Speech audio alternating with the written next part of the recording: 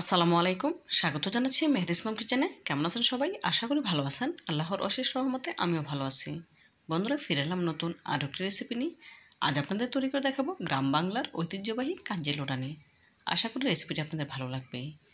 তো বন্ধুরা, না টেনে পুরো ভিডিও জুড়ে সাথে থাকার অনুরোধ রইল। চলুন মূল রেসিপিতে যাওয়া যাক। কাঞ্জি লোটানি তৈরি করার জন্য এখানে 3 কাপ সেদ্ধ চাল নিয়েছি। চালগুলো খুব ভালোভাবে ধুয়ে কুসুম গরম পানিতে ভিজিয়ে রাখবো 2 দিন। এই 2 দিনে চালগুলো অনেকটা টক হয়ে যাবে। ফিরে আসছি 2 দিন পর।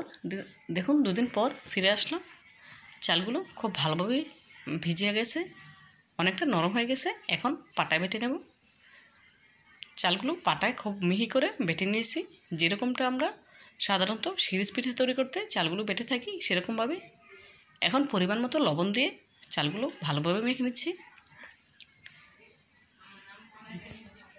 কুসুম গরম পানিতে 2 দিন চালগুলো ভিজিয়ে রাখার কারণে চালগুলো অনেকটাই টক হয়েছে। এখন হাত দিয়ে খুব ভালোভাবে মেখে নিচ্ছে।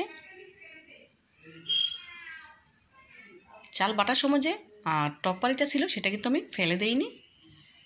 এই পানিটা যখন আমি লোটানিগুলো রান্না করব তখন ব্যবহার করব। দেখুন চাল বাটাগুলো আমার মেখানো হয়ে গেছে। এখন এখান থেকে অল্প অল্প চাল বাটা নিয়ে লোটানের একটা শেপ দিয়ে নেব। আমি বলের মতো করে তৈরি করে নেব। আপনার চাইলে একটু লম্বাটেও করতে পারেন, কোনো অসুবিধা নেই।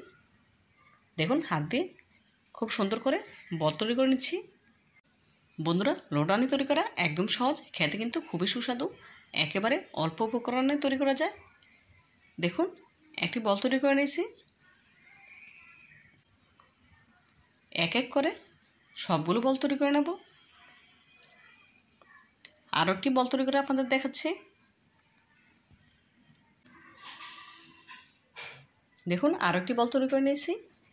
এভাবে করে সবগুলো বল তৈরি করে নেব। লোটানি রান্না করার জন্য এদিকে চুলে একটি প্যানে পর্যাপ্ত পরিমাণে পানি ফুটিয়ে নিয়েছি। এখন ফুটন্ত গরম পানিতে এক এক করে বলগুলো ছেড়ে দিচ্ছি। বন্ধুরা, অবশ্যই ফুটন্ত গরম পানিতে ছাড়তে হবে, নয়তো একের সাথে একটা লেগে যেতে পারে। দেখুন মাশাআল্লাহ, একটার সাথে একটা লেগে নেই। দেখে নিশ্চয়ই বুঝতে পারছেন। এখন ঢাকনা দিয়ে ঢেকে লোটানিগুলো সেদ্ধ করে নেব। লোটানিগুলো সেদ্ধ হতে থাক। এদিকে আমি লোটানি খাওয়ার জন্য মরিচ বেটে নেব। নিয়েছি কিছু শুকনো মরিচ, কিছু পেঁয়াজ কুচি, কিছু রসুনের কোয়া আর পরিমাণ মতো লবণ। এখন মরিচটা বেটে নিচ্ছি। পেঁয়াজ রসুন দিয়ে মরিচটা বেটে নেব। আপনারা চাইলে এখানে ধনেপাতা দিতে পারেন, কিন্তু আমি ধনেপাতা দিইনি। আমার কাছে লাল করে খেতেই ভালো লাগে, সেজন্য। দেখুন বন্ধুরা, মরিচগুলো আমি বেটে নিয়েছি। এখন একটি বাটিতে তুলে নেব। বাটিতে তুলে নিয়েছি। দেখুন এদিকে ঢাকনা তুলে লোটানিগুলো একটু নেড়ে দিচ্ছি।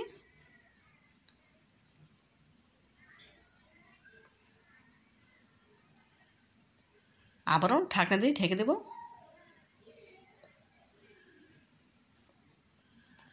এদিকে লোটানিতে দেওয়ার জন্য আগে থেকে কিছুটা চাল বাটা রেখে দিয়েছিলাম। এখন পরিমাণ মতো পানি দিয়ে চাল বাটাগুলো মিশিয়ে নিচ্ছি গ্রেভি হিসেবে দেওয়ার জন্য।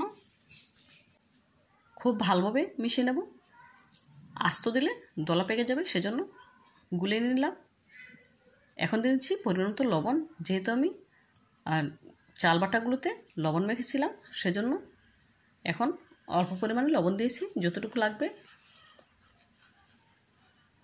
এই পর্যায়ে লোটানিগুলো আমার সেদ্ধ হয়ে গেছে।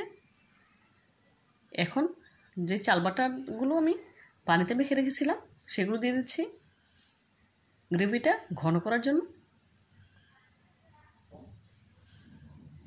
এখন চুলার আঁচ হাই হিটে করে ভালো মতো একটা বলক তুলে নেব। চাল বাটাগুলো অবশ্যই লোটানিগুলো সেদ্ধ হওয়ার পর দিতে হবে। দেখুন বলক আসার আগেই অনেকটা ঘন হয়ে গেছে, দেখে নিশ্চয়ই বুঝতে পারছেন। এখন ভালো মতো করে একটি বলক তুলে নেব। দেখুন কতটা ঘন হয়েছে। এ পর্যায়ে লোটানিগুলো আমার রান্না হয়ে গেছে। এখন চুলা থেকে নামিয়ে নেব।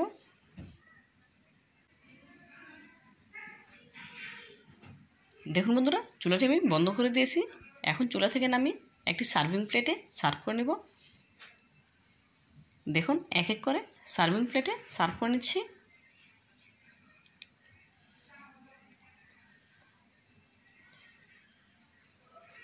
দেখুন মাশাআল্লাহ লুডানিগুলো দেখতে কতটা সুন্দর হয়েছে।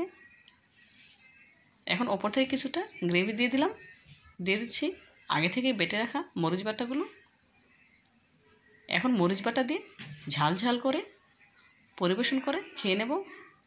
দেখুন আপনারা অবশ্যই আমার রেসিপিটি ফলো করে একবার হলো লুডানি তৈরি করে খেয়ে দেখবেন, খুব ভালো লাগবে ইনশাআল্লাহ। আর আপনারা কে কী নামে এই খাবারটি চেনেন প্লিজ কমেন্ট করে জানাবেন। তো বন্ধুরা আমার রেসিপিটি যদি আপনাদের একটু হলেও ভালো লেগে থাকে প্লিজ লাইক কমেন্ট এবং শেয়ার করবেন। আর আমার চ্যানেলটি সাবস্ক্রাইব করতে একদম ভুলবেন না। আজকের মতো বিদায় নিচ্ছি, দেখা হবে নতুন কোনো রেসিপিতে। ভালো থাকবেন সবাই, আল্লাহ হাফেজ।